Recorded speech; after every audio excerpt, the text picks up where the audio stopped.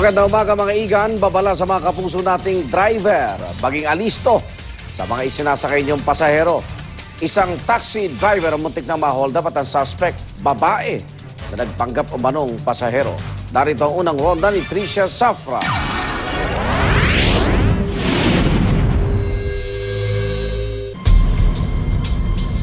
Pagpapasada ng taxi. Yan ang ikinabubuhay ni Mang Demetrio Rabago, 59 na taong gulang. Pero sa isang iglap, ito rin ang nagsilbing mitya ng kanyang kapahamakan.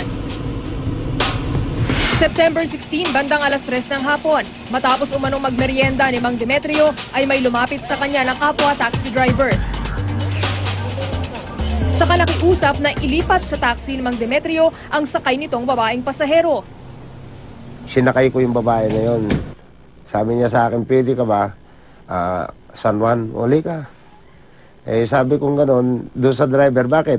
Eh pag-arahin na ako, sabi niya. Nang binabagtas na ni Mang Demetrio ang kahabaan ng J. Ruiz sa San Juan, bigla na lang umanong naglabas ng kutsilyo ang babaeng pasahero at nagdeklara ng hold up. Pero dahil nanlaban si Mang Demetrio, hindi na isa katuparan ang maitim na balak ng suspect na kumaripas na lamang ng takbo.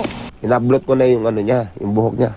Tapos sumunod yung ano, totoo ba uldapper? O yeah, sir, sabi ko uldapper yan. Pakihawak lang ako.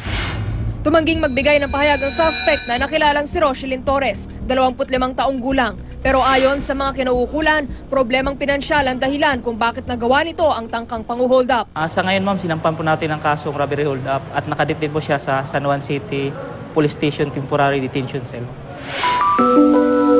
Para sa unang balita, Tricia Zafra, reporting.